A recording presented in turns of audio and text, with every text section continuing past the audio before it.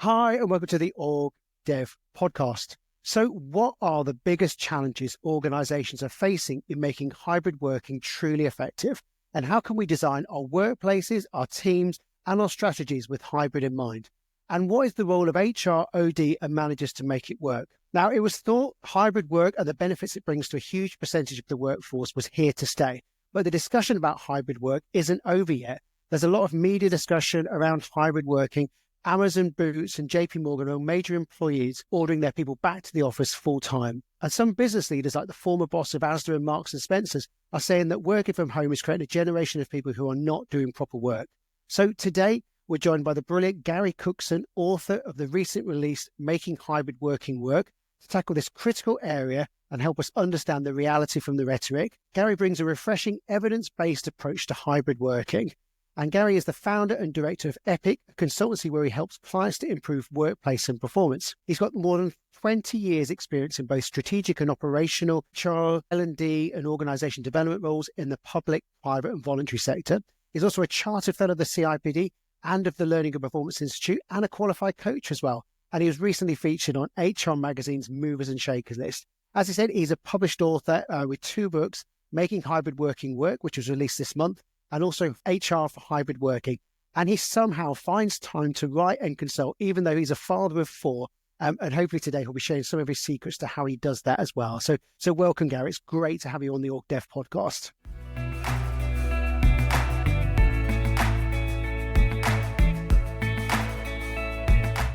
Lovely to have you with us, Gary. So we've got lots of questions. There's no shortage of questions and things to talk about. So just to kick us off, tell us just a bit about the book, what inspired you to write it and what you're hoping readers take away from it. It was a long time coming. It was born from conversations I've had when my first book came out. The first book was all about the employee life cycle and how if you're in charge of an HR function, you have to change what you do when some of your employees work at home. And that was great. But the conversations that I had following that were all about with senior leaders. How do we make sure that the culture is right for hybrid working? What are the leadership behaviours that need to be different to make sure hybrid working work? What about changes to other parts of the organisational system and organisation design? And how do we make sure that it's right for our business as we sit within our industry and within our society as well? So much higher level questions than how do you do recruitment virtually and how do you do well-being virtually? So started then pulling together different bits of research, and that eventually resulted in Making Hybrid Working Work being the book that got published now. And it's been a really interesting journey to get to this point. Lots of polarized opinions, which I'm sure we're going to explore today around what remote and hybrid working is. Lots of evidence of organizations getting it right, but plenty more evidence of organizations getting it wrong as well. This is helpful to me as a researcher, as a writer, because it helps me to solidify the advice I give to people. But sad to see so many people getting it wrong. What surprised you most about the kind of research you did, and what surprised you when you were doing the research process? I think it underlined for me that there isn't a one-size-fits-all approach to hybrid working. So in the book, for example, there's 40 to 45 case studies of different organizations and their hybrid working approach, and you'll struggle to find 2 that are identical. Really, really struggle. And sometimes it's a real problem for some organizations because they want to know what other people are doing, what other organizations are doing, so that they can copy and paste that into their own organization. And that's okay, but it won't necessarily work for a different context. So different ways of doing it, but also different ways of measuring it as well. That was a surprise to me. Loads of organizations try to measure the effectiveness of hybrid working, but just as many don't bother when they're okay with that. And even those that do measure it, there's a plethora of different metrics that they're tracking, from the obvious ones like productivity and performance and profit and so on, to things like their sustainability agenda and how far through that they are, their environmental footprint or turnover and retention for staff or well-being for staff. There's loads of measures, and it's about what matters more to an organisation. And that underlines how, again, it can be a very, very subjective, individualistic approach. And that comes through strongly in the book. Cool.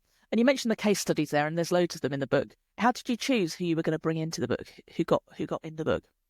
I'd like to say there was a choice element to it, but I put lots of requests out for people who wanted to share their stories or their organisational stories. And everybody who responded, features in book, everybody. So there wasn't a case of me editing it out and thinking, oh, that's not quite right. Because I recognise that if somebody gets in touch with me, puts a hand up and said, I've got a story to share, then I really ought to find a way of including it in the book. So there wasn't a choice angle.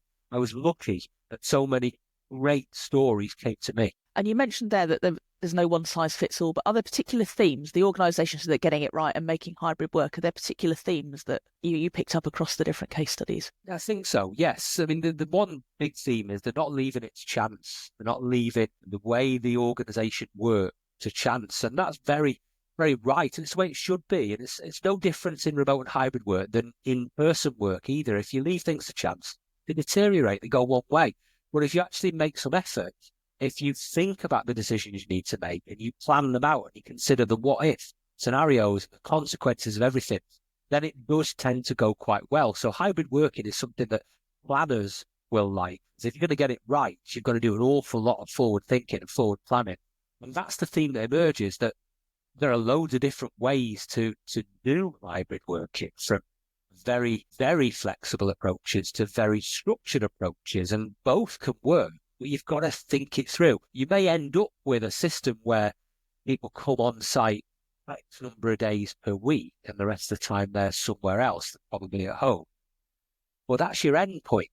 And the big theme of all the organisations that get it right is that is where they've ended up. They've ended up with a model like that, but the way they got there, the journey, is the interesting bit rather than the eventual destination. And the organisations that get it wrong are making a statement to say, we've got hybrid working, our people can work X days at home, X days in the office. And that's where they've both started and finished. And that's the problem. Yeah, I think it's really important. It's starting with the right question, isn't it? It's not the question isn't what's the right ratio of days in the office and days at home. Correct. The kind of what does our organisation need to achieve what it needs to achieve. I'm thinking Hitchhiker's Guide to the Galaxy now, and 42 being the answer to life, the universe and everything. And then, of course, the follow-up to that is, well, what was the question? And I think that's where you're going to with this. So sort of a collective experience that many organisations had was being collectively catapulted into working remotely completely after the pandemic. And a lot of organisations were kind of sort of making up as they went along. And now with hybrid work and the chance to reinvent, what influence has that had on how organisations are sort of their starting point with hybrid working? Yeah, quite a lot. And there was a lot of organisations that maybe more through luck than judgment got things right during the pandemic when we had enforced remote working. But there was majority didn't necessarily land on a model that was particularly helpful. But let's be honest, there were other things they had to think about at that point. It wasn't high up on their agenda. So we're not blaming any organisation for what happened in the 18 months where we had enforced remote working. But from that point, as soon as restrictions were lifted and because they could then make choices about what they wanted to do, the kind of employer they wanted to be, the kind of employee experience they wanted to create, from that point, that was when it was really important to start thinking it through, and most, again, didn't.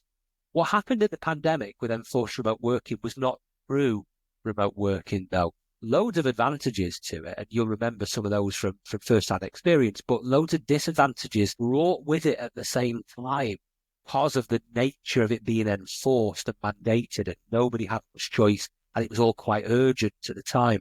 So loads of mistakes made, and some organisations learned from those mistakes. They emerged from the worst of the pandemic and started thinking through what they needed to craft afterwards. They learned from that. Lots didn't.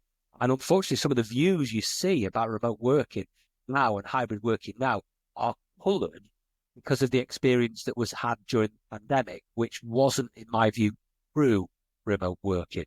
And hybrid working is something different again. Full-time remote working, something that is not really very attractive to many people at all, but the same could be said of full-time on-site working. Hybrid working is where the great unwashed in the middle want to be. But there's so many variants in that. How do you find the right one? It's a real challenge for lots of organisations. So it's a really high stakes decision, isn't it, for a business about when and where and how people are going to work. So what's your advice to organisations? Where do they start? Either if they're kind of thinking about this from a kind of a ground zero perspective, or they've got a kind of hybrid model that's not really working. Where do they start? How do they move forward? Well, there's a range of questions that could be posed to an organisation then. And perhaps the most obvious starting point is, what kind of an organisation do you want it to be? What do you want to think about you as an organisation? What do you want your reputation, your brand, to be. Now, that's not just from an employee value proposition perspective, but it's all about what your customers might think of you, what your neighbours might think of you, what the wider communities in which you serve and in which you're located might think of you. Those are really important questions for any organisation to consider on an ongoing basis anyway when they're developing their strategy. From strategy then will flow things like values and statements about the culture, what it's like to be in that organisation, the way that information flows around it, where the decisions are made, the way the organisation is structured and designed. Lots of things flow from that initial set of strategizing. And values should flow through then into the approach itself to what work is. And lots of organisations don't really think that through. They might have really nice words in their values about being transparent and being flexible and people being empowered, and you know the kinds of words that you've seen before. But then if you say to people you've got to work here on Monday and there on Tuesday and between these hours, you're not really living up to your values. So you've got to make sure there's alignment between the practices and the initial questions about what kind of an organisation we want to be, what kind of an employer we want to be. How do we want our staff to feel on a Sunday evening, the day before they have to come back to work on a Monday morning? Those types of questions are really important questions for organisations to consider and will help them to think through the way they want to treat their staff, like how they want their staff to operate in the overall system they've got. It's quite a rare thing, isn't it? Because organisations often become what they become for a whole variety of reasons. And something like hybrid working to many extent should be like a functional argument is often an ideological battle where people's beliefs are ingrained in it. Like, what is an honest day's work and where do you do it as well? How do you do it? What approaches do you have for HR or OD if you are in an organisation where maybe you just have sort of some ingrained beliefs, particularly at senior level, where it is like, if I can't see you, you're not working? Some of that is generational, I think. I mean, what can HR do? And strangely enough, I've been browsing on LinkedIn over the weekend, and there's loads of stuff about a recent episode of Panorama on there, and I've contributed to some discussions as well. But there's others where there's some really, really strong opinions and beliefs about remote working, hybrid working being bad. And what surprised me in reading some of those posts is how many HR people have that view as well. We tend to think of HR being progressive, forward-thinking, all about flexibility and empowerment, and actually that's not the case. Lots are, some aren't. So it could well be that as an HR professional or OD professional, you have a certain belief that remote working is bad and you find yourself in an organisation that agrees with you. So one thing that HR can do is nothing. There's nothing to do. So that's the case. Why rock the apple cart? Why break it? Why fix it if it ain't broke? The other thing you could do if you find yourself opposed to the organisation is leave and work somewhere more aligned to your values. That's an option for anybody, of course, regardless of profession. But in terms of what you do about the differences in beliefs, I think it's easier to change that one conversation at a time. That's my view about how change happens, one conversation at a time. And it's the same with changing cultures and changing beliefs and changing the norm in organisations. You rightly pointed out that some people's beliefs are based on their experiences when they were in the formative years of their career. But we have to look back and think about what kind of world of work that was. Now, I'm older than both of you, I think, but I can remember smoking at your desk in the workplace and having an ashtray built into your desk. And I can say that to my kids nowadays, and they can't conceive of such a thing. And they're entering a world of work that's very different than the world of work that I entered, and probably the one that you two entered as well. I mean, that's the same in lots of things. Technology is one, for example. I remember emails first coming in to organisations. Prior to that, I remember writing internal memos in records and sending them in the internal post. Just because that was the experience I had when I entered the workplace doesn't mean that that's the experience that other people have had since, or the experience I need to force upon other people. The same is true of remote working. There was no remote working when I started working. I'd been working 4 or 5 years before anybody even thought about it. So I got into a managerial position without ever being near remote working. Remote working came later. Just because that's the experience I had doesn't mean that's the experience everybody had, nor is it the experience I want to foist on other people against their will. The world has moved on. And in other ways, the world and society has moved on. Now, there's lots of families grew up, and myself included, grew up in a family where the man was the main earner and the woman, if she worked at all, had a part-time job focused on the childcare and the school runs and lots of other things. That's a very outdated model now. So my dad was able to go on-site working 5 days a week, Monday to Friday, 9 to 5, because he had the mum in the background and his own mum, my nana, to do lots of the unpaid stuff that simply isn't right anymore in this kind of society. And haven't spoken to my dad about his views on remote working and suspect he wouldn't really think it's working. But he just try and foist his views on other people. He doesn't try and build an organisation where everybody has the same experience as him. He is at least intelligent enough to realise that the world is different. He may feel out of place in it, but he doesn't try to fight against it. He doesn't try to go back to how it was. Too many leaders in organisations, that's the way they want to play things. This is how I grew up. This is how my early years in my career worked out. Therefore, that's the only way it could ever work out for anybody else. And I think holding the mirror up as an HR professional to people like that and pointing out some of the things that I've just said, and people listening and watching to this will have their own similar examples, is a really good way to go. Now then, the person who you're telling that to, they may be so entrenched in their views that they're not willing to listen to that. Well, that's where the voting with your feet option is a realistic one to pursue, perhaps, but you can but try. For me, the other thing is how do organisations strike that right balance between business needs and employee preferences? So I think sometimes that the waters there can get quite muddy. What advice have you got for organisations trying to walk that path? I've had conversations on this the last few days as well. I've been looking at some HR professionals again on LinkedIn commenting that business needs have to come first. And if the business wants people back in the office 5 days a week, then so be it. And that's okay. I think it's a fine line, really. There's lots of available data, and more every week, that points out that when you let people work more flexibly, hybrid's an example of that, but there are others. But when you do that, sometimes it doesn't have a positive effect, but what it certainly doesn't have is a negative effect on anybody's productivity and performance. It does have a good impact on turnover and retention, on absenteeism, on well-being, on lots of other employee metrics. And I would use data like that to show that we can balance these things. It isn't one or the other, employee or the organisation getting their own way. Both can get their own way at the same time. And a hybrid gives us a way of looking at that in a way that previously we wouldn't have been able to. So the conversations I'd be having as an HR professional is to say, well, it's not either or. And how do we get business needs and employee needs in the same place at the same time? It's not one or the other. I think that's something that HR sometimes gets wrong, because it's so abundantly clear that things like hybrid work has such a positive impact on all the metrics, and it opens up access to talent pools that are going to help fuel growth in that as well.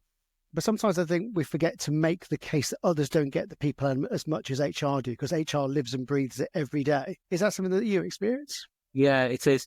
And again, if you just look at the balance of the contributions to posts in the last week or so on LinkedIn and the Panorama debate, that most of the do hybrid working comments are coming from people who are in people profession, HR, L&D, OD. And most of the ones that are against hybrid working are mostly operational staff or senior leaders or people in particular niche roles where hybrid working's not been as available to them as it might have worked in some other roles, and might have harboured some jealousy or resentment about that.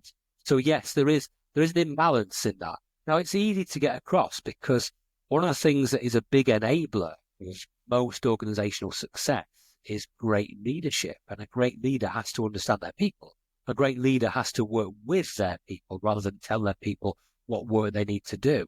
And if we're doing any work with a group of leaders in organisations, we can easily get across the point that hybrid working and other allied practices are great for staff. Therefore, as a leader, you are doing great things by enabling some of those things. And again, one conversation at a time, you should be able to spread that virally through an organisation. Just talking about the leaders and kind of manager aspect, do you think managing a hybrid team requires different skills? Yeah. Oh, very much so. Yeah, very much so. Because when you are face-to-face as a manager, it's a very sensory experience. You can see what your people are doing. You can hear what they're doing. You get too close to them, you can smell them as well. But lots of that is not there when you're managing a hybrid team, or not there all the time. So I liken it to sensory deprivation or sensory loss.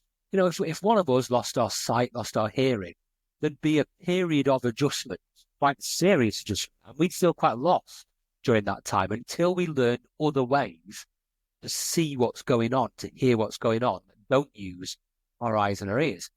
And that's what remote and hybrid working is. It requires leaders to unlearn stuff and stop only using their senses to make decisions and start using data, evidence, digital forms of communication and other things like that will help them to be a much more rounded leader. There's other skills as well. We use the word or phrase soft skills. Now, I think that's quite a derisory term for something that is of critical importance to a leader. But I think as a manager of a hybrid team, your soft skills become even more important than they were face-to-face because of the need to combat isolation and loneliness in remote workers, the need to enhance collaboration and communication between the team to make sure that recognition and feedback and praise is not something that's funneled through the leader, but something that's spread across the team. And managers who've been used to being the hub around which on-site working revolves, they're not the hub anymore in remote and hybrid working. They are part of a module, a network of connected people. And they'll be connected to lots of people and other people connected to others too. And we have to make sure that people work well with people. And that requires a leader to know what that means and to be able to coach that into people as well.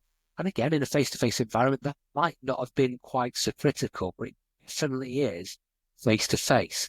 The other one would be evidence-based decision-making, something that I've talked about a lot, and I'm sure you have as well, to not just rely on gut feel or gut instinct, to not just rely on one's own beliefs, but to use data to help you and a range of other evidence as well, because it's all out there for hybrid workers who generate way more data points than a face-to-face worker ever could. There's so much you can see and find out about how the organisation is working, how the team is working, how individuals are feeling. And hybrid working gives you that, gives you so much data. But as a leader, you've got to know, firstly, where to find it, secondly, what to do with it. Those kind of things, you're in the domain of identity and how I bring value to the workplace is starting to shift, isn't it? These are huge things already. I guess in many respects, managers are often quite overwhelmed already, aren't they? One of the things that organizations get wrong, even with organization design, is that they're not clear with managers of what the expectations of them are now in this kind of hybrid way of working or with this new particular structure.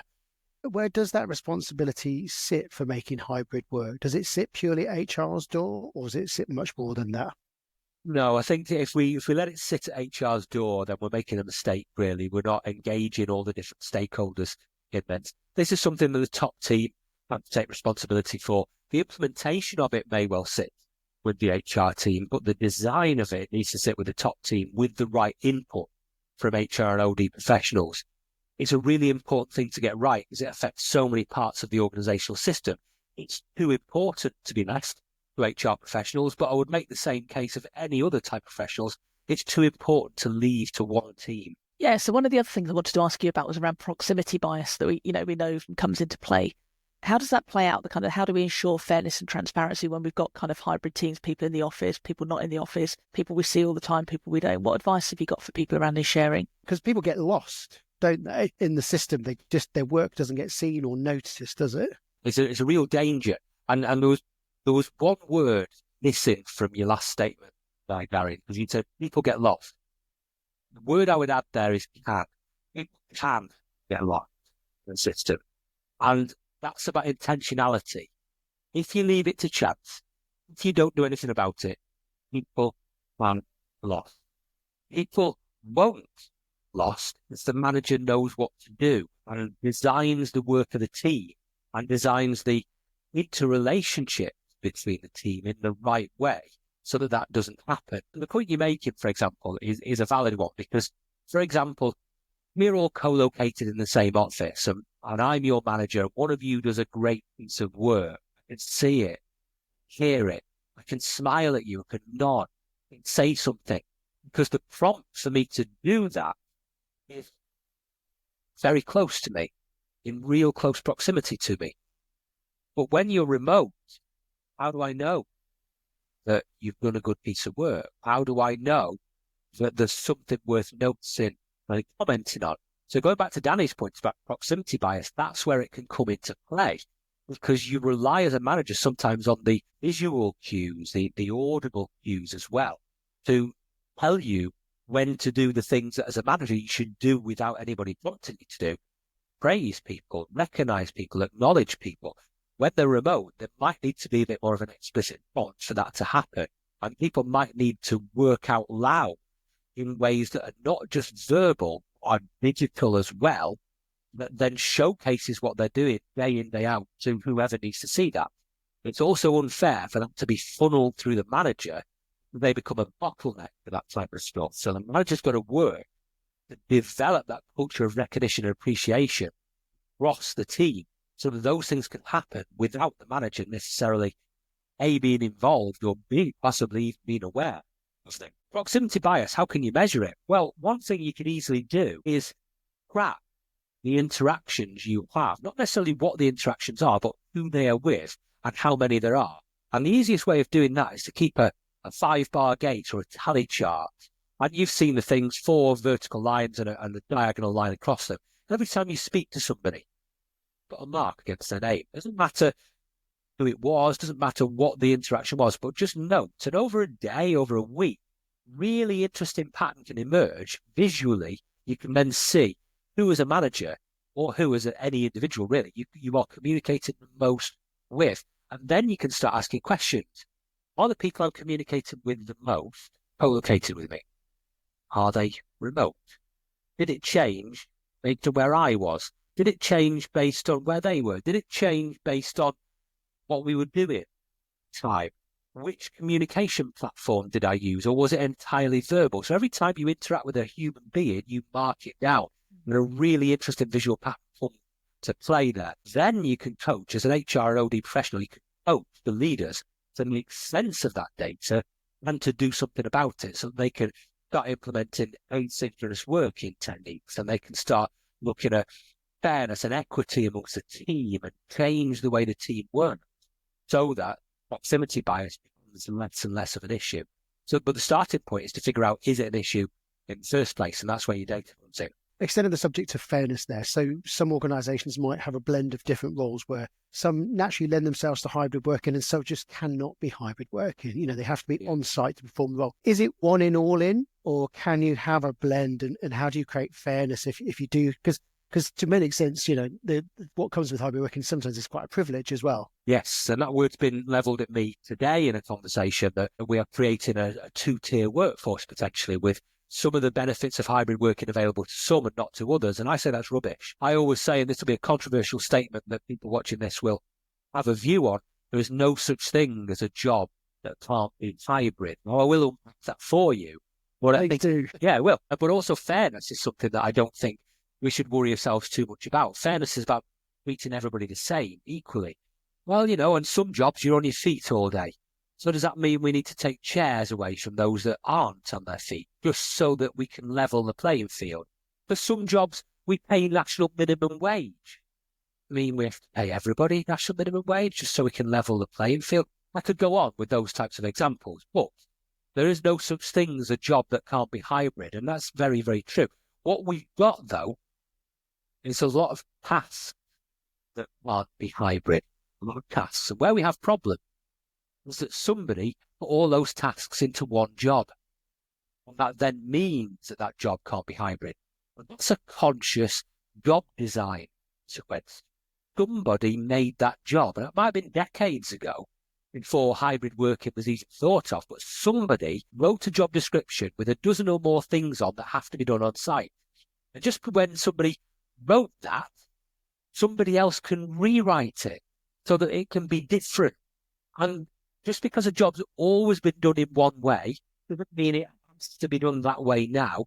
And just because that task's always been in that job doesn't mean that it can't go in that job, or that that task over there can't go in that job. And the way I recommend that people view it is to start working out task by task whether it's fit or flexible in terms of both location and time. And you can use a job description as your way of looking at it. There's lots of other things you can use too. But you build up a picture of right now in this job, how much of what I do is fit in terms of time and location.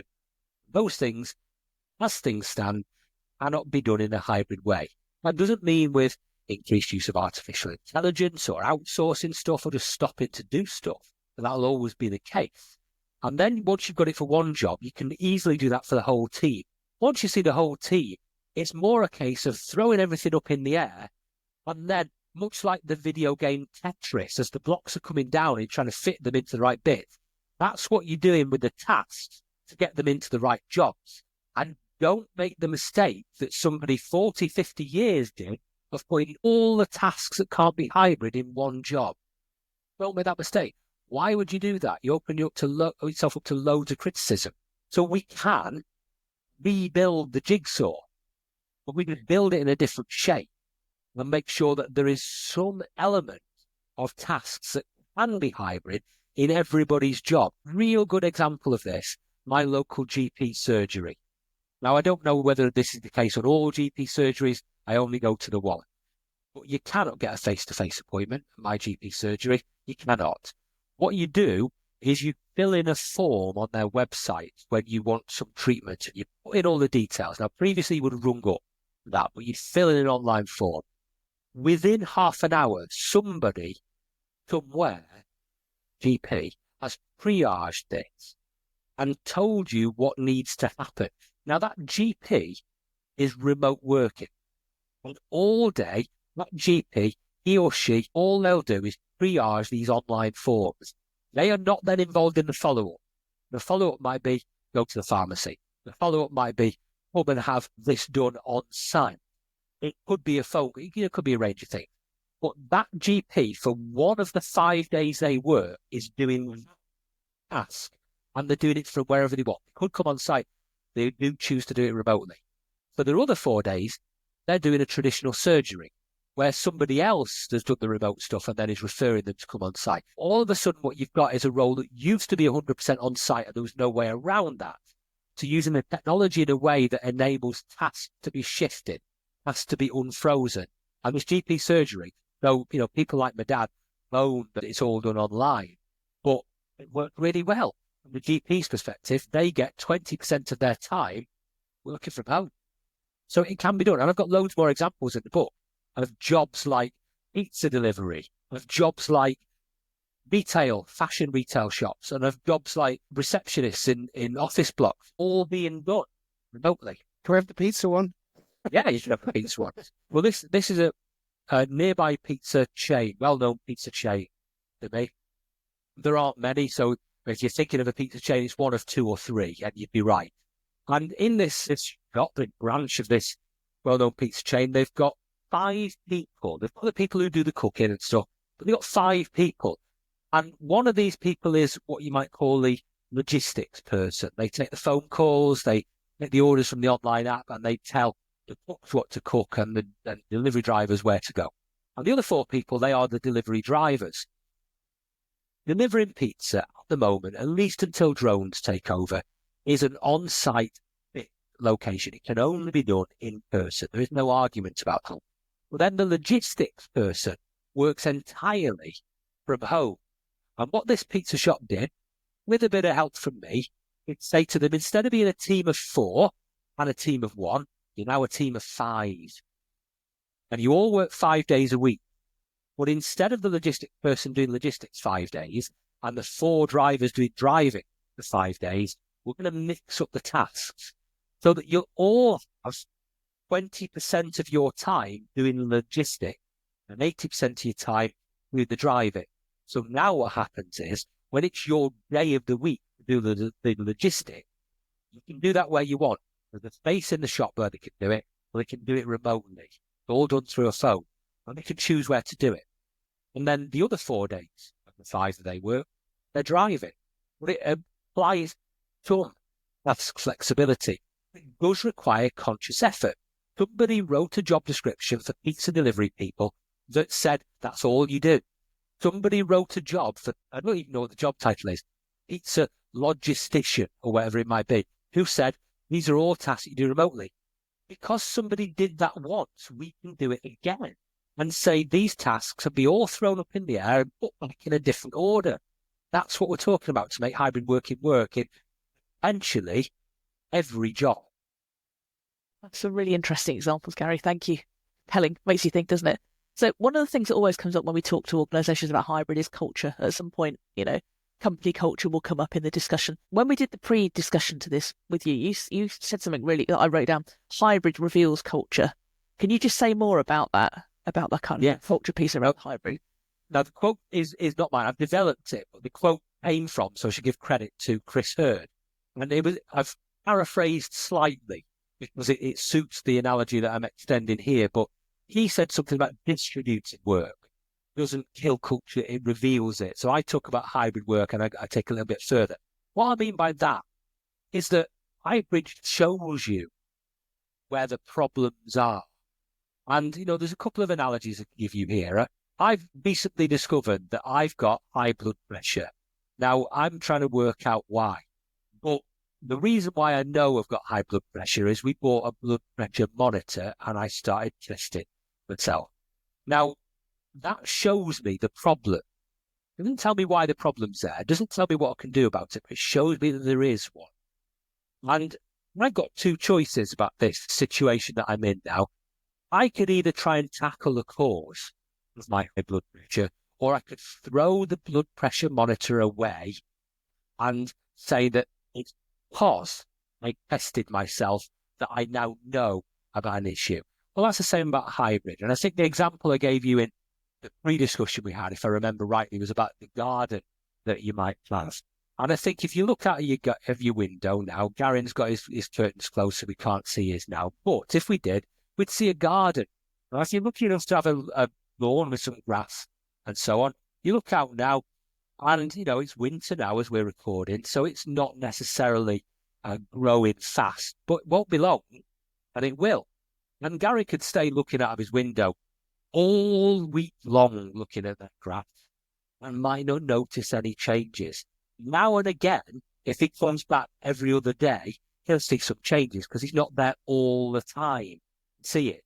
And over time, that garden, unless Gary goes out and does something, is going to get overgrown. It's going to deteriorate. And that's the same with culture. Now, the vehicle, the lens through which Gary is seeing his garden is his window. That's hybrid work. Hybrid work is the lens through which you can see more clearly what's going on in different parts of your organisation. And you've got a couple of choices at that point.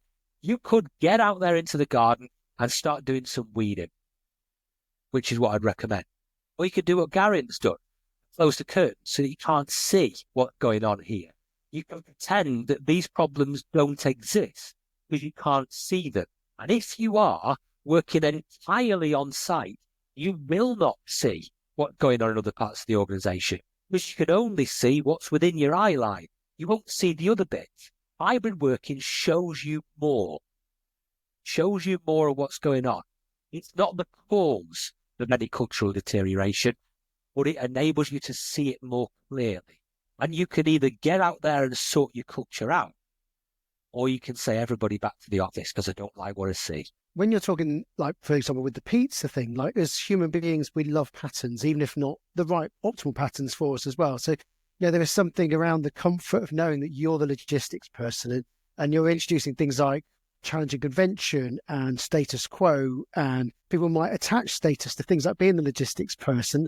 That's the kind of thing where you're starting to make difference there, isn't it? So sometimes that's the more challenging elements where the case is absolutely clear why it should change, but yet we still struggle as individuals to change. Yeah, we often do.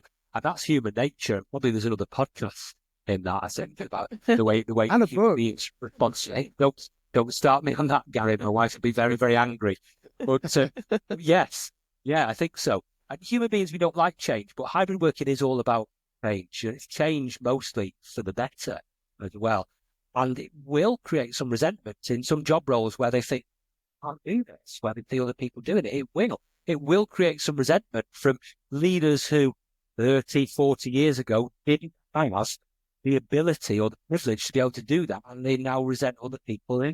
Well, so I can understand why it creates a lot of resentment, but we can do something about that. So you also work, on top of being an author, you're a consultant, you're out in the field, you're leading on change, and you've also led it within organizations as well.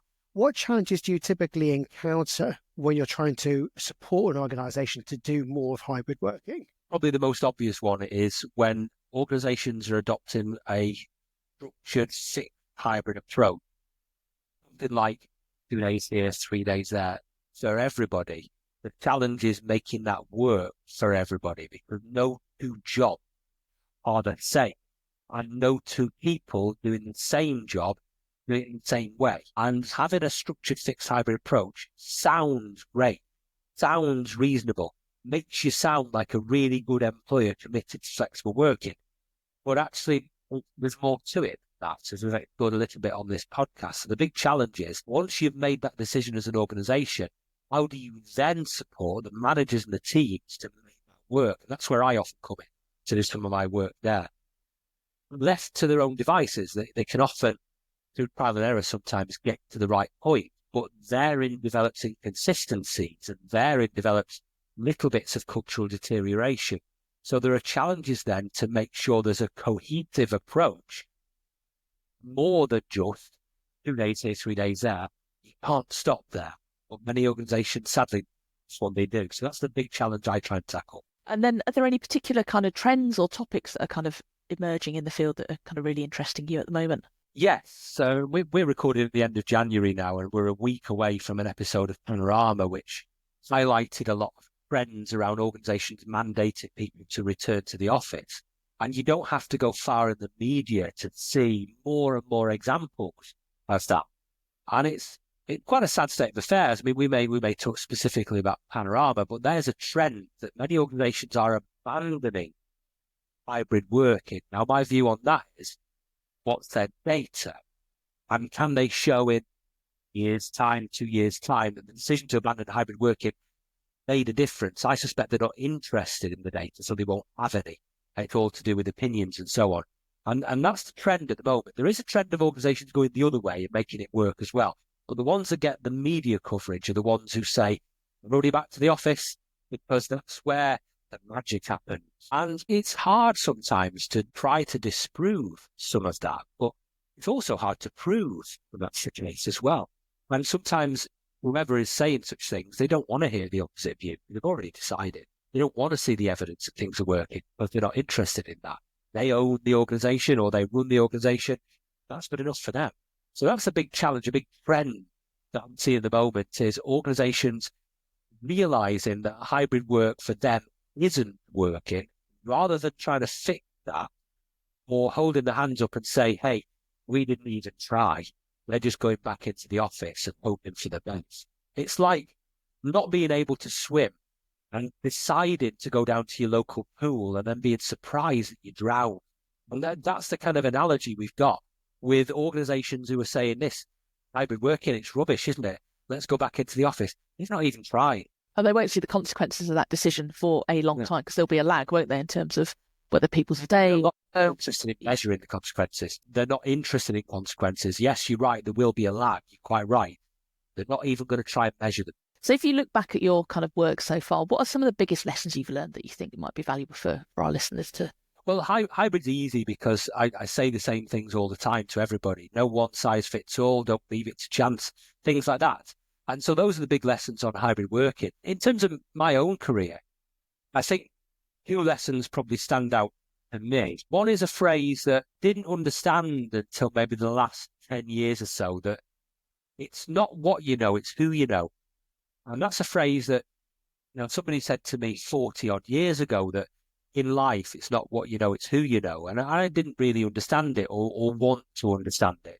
But in the last 10 years, it's really been hammered home to me that, yes, it's great to have a stock of knowledge and a great lot of skills, but relationships are where the difference is made. Building relationships for me, consultant with my clients, but also when I was in-house roles with fellow senior leaders and varied stakeholders, and working on the strength of the relationship has been more beneficial to me than adding qualification after qualification after qualification. And it took me too long, I think, Danny, to realise that. The other bit of advice that's worked for me is living your life in the right sense of priority. When it was introduced by you earlier on, you said father of four, correct? When I introduce myself on a conference stage, I say father of four, husband of one, and I get a little bit of spare time. And in that spare time, I run my own business. And I try to live my life in those proportions as well. So that gives an insight into what matters in my life. I say things in that order, and I live my life in that order. And it took me too long, again, to get to that point as well, and realizing where my focus needed to be as a human being, and made lots of mistakes along the way. But now, thankfully, I've got more control over what I do, and I'm happy with the blend that I've got. Now, I don't necessarily want everybody to go out and have 4 kids and so on. So that's not what I'm saying you have to do. Don't follow me down that route, at least not unless you want to end up looking like me. But it's about identifying what matters in life, and that'll be different for other people, and making sure that you put the right amount of effort into that. And what do you do to keep learning and evolving in your field? Obviously, a book is a huge experience, and you're having to go out and find new references, find new theories and that as well. But what particular practices or habits do you found that are especially useful for you? Well, in years gone by, I would have talked to you about social media here, I think, and in particular Twitter, which was dearly departed, and I lament its loss quite a lot. But Twitter was a godsend for me 10, 12 years ago. It was where I built my personal learning network. It was where I was exposed to some of the leading thinkers, not just in HR, but in life as well, and was able to connect with and converse with those people. So social media for me was the main way in which I was exposed to new ideas and got the kernels of research and then started to expand and to build upon. So that worked really well for me. I don't know, but obviously the book is a big way of doing it. And I've just started writing a third book, different topic.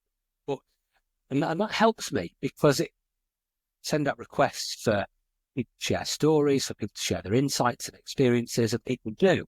And it's great for what I end up publishing, what I write about, but it builds a relationship with that person that I can then tap into them for other things, and vice versa, and learn through them. And that's really helpful. So perhaps repeating a little bit of what I've learned from social media, but it's through a different channel now.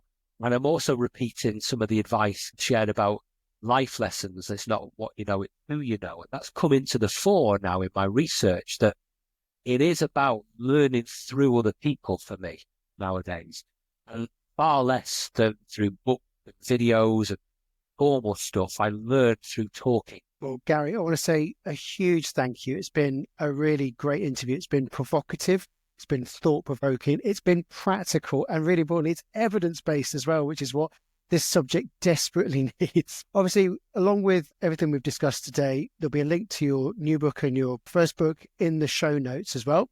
Thank you. For those that are in audio, Gary's just showing a picture of the book there, but that's available on all the different normal platforms for books, isn't it? Is that right? It is, yeah. Amazon's probably the main one, but the Kogan Page website would be another one, and all leading bookstores as well. Brilliant. So many takeaways. Danny, what are you taking away from today's conversation?